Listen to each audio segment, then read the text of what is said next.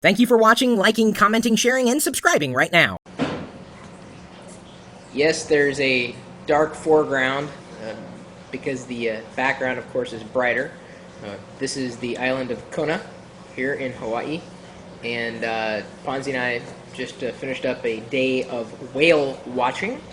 So I thought I'd share with everybody at the live stream at live.pirillo.com some whale watching tips that you might be able to use if you ever plan on going whale watching yourself.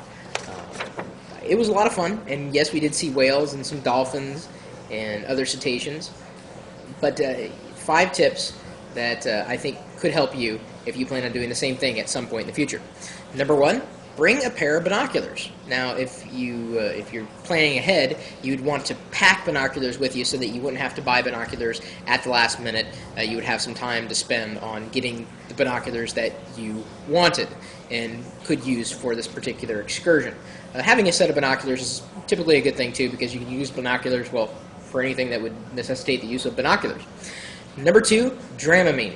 But if you can, take the less drowsy formula. Now this is, again, for edge cases. If you're not sure if you're going to get sick or not, you might want to take it. If you can't really take a lot of the motion, you probably want to go on a larger vessel for whale watching versus the smaller ones. The smaller ones, of course, are going to have a lot more motion than the larger vessel. Ponzi and I took, it was a fair size. It could handle, I think, it held up to like 150 people, allegedly. And it was sizable, and there was certainly some rocking and waving, but I think only one person got sick that whole time. Number 3, always keep your eyes open, and this means scanning the horizon, because you never know where one's going to pop up. I mean, yes, if you, of course, are a trained whale oceanographer, what do they call them? Whaleologists? I don't know. Cetaceanologists? I don't know what they are. Anyway, so they know kind of, they can tell where they are in pattern wise. What they see on where the water surface thing is. Shut up. Anyway, hey, I've been out in the sun all day. What do you expect? So always keep your eyes open. You never know when it's going to pop up. You never know really, when or where. And the 4th tip I've got is that, and what Ponzi's doing right now is she's holding up a digital camera, but she's not taking pictures, she's taking a movie. That's a big tip. I saw a lot of people trying to take pictures of the whales and the dolphins that we saw, and the problem with that is that by the time you snap the picture and get it in focus, it's gone. It's already happened. Even professionals, you just unless there's like high activity. The chances of you getting that shot, that perfect shot, very, slim to none.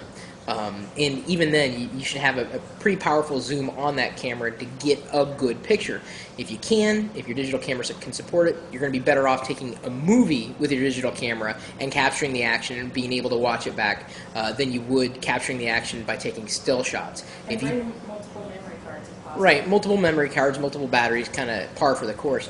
But if you do, and again, I said this for an earlier tip, use the burst mode if you do want to take still shots. So you just hold down the shutter, just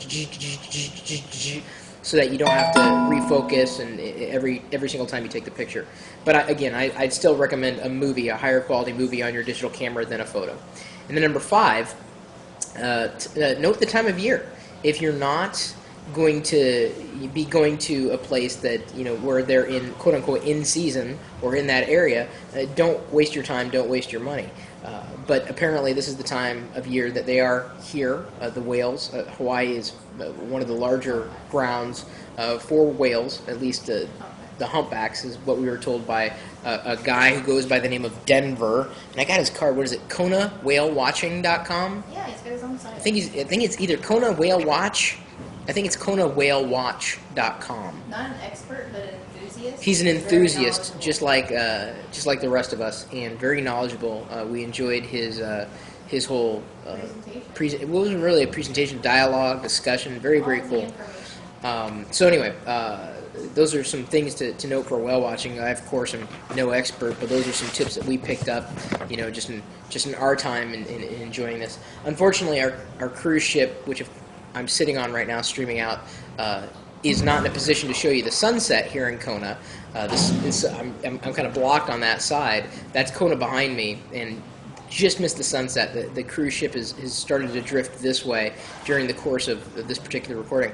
But anyway, I wanted to share that with you guys, but we're just going to have to do the video. Oh, Ponzi's telling me to wrap it up.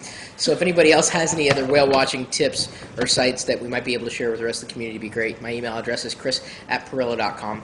And of course, you're also welcome to swing by the chat room, which is open 24 hours a day. And usually it's less whale watching, more Chris watching, I guess. I don't have any Chris watching tips. Well, there's an airplane somewhere. At least I hope it's an airplane. Yeah, it's right up there. I don't know if you can see it in the little dot thing. Anyway, we're typically talking tech. Obviously, this is not tech, but we are streaming live from a cruise ship, so that's saying something. And even if I'm not streaming live from here, other people certainly are. 24 hours a day, 7 days a week at live.pirillo.com. We'll see you later.